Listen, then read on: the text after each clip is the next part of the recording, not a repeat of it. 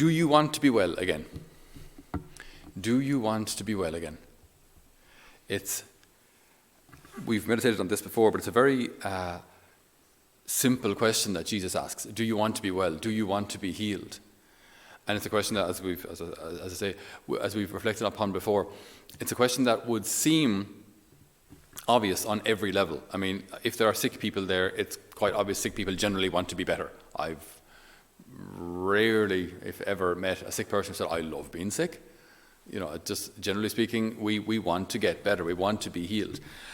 Jesus, though, always shows such great reverence towards the ill and doesn't presume to know their needs.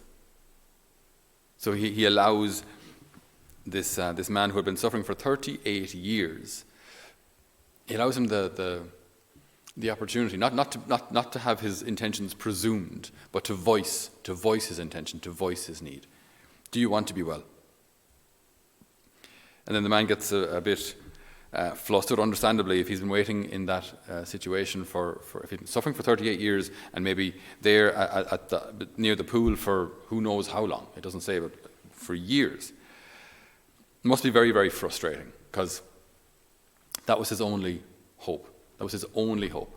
In the whole world, the only chance of him getting his legs back, of him being healed and getting his ability to walk back, the only hope that he had was that pool.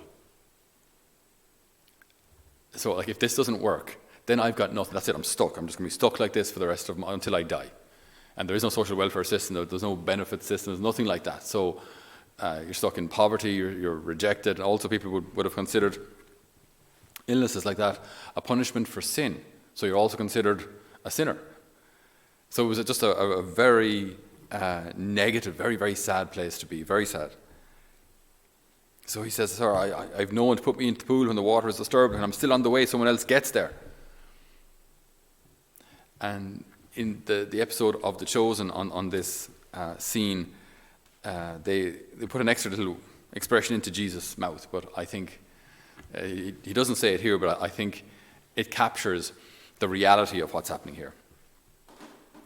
Jesus in The Chosen says to this man, you don't need that water, you don't need the pool.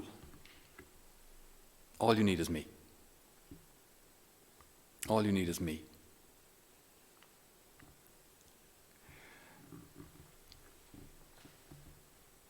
These things are always easy to say when you're in the prime of your life, in the peak of your fitness and health. That's difficult to understand or to live if you're ill, if you're aged, if something has gone wrong in your life, if you're challenged in some way, if you're carrying something for whatever reason, if things are difficult or sad or disappointing or discouraging. To believe that, to believe those two expressions, if you will, that Jesus wants to heal me and that all I need is him. That Jesus wants to heal me and that all I need is him.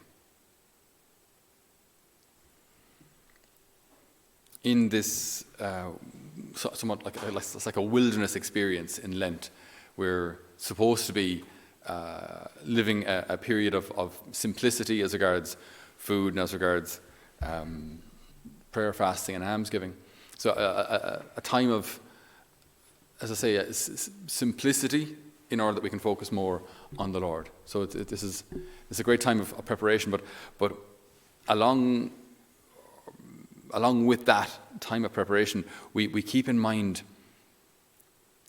the biblical prefiguration, so the biblical preparations for this time of Lent. So basically, when the Hebrews were in the desert for 40 years, that generation didn't make it to the Holy Land. They were too stubborn. They were too hard of heart. They were led out into the wilderness, and in the wilderness, rather than discovering God, they continuously rebelled against him. So they get as far as the Red Sea, and then they say to Moses, well, what's the story? Have you led us this far now just to be killed by the Egyptians racing behind us? The Lord commands Moses to stretch his staff out over the Red Sea parts. They pass through dry shod. He commands him to cast his staff over the Red Sea closes then on the pursuing Egyptians. Okay, that's a fairly substantial miracle.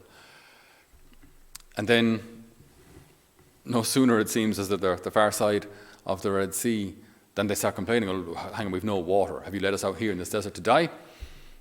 The Lord provides water. And then no sooner have they water than they say, look, we're hungry. Have you led us out to die of starvation?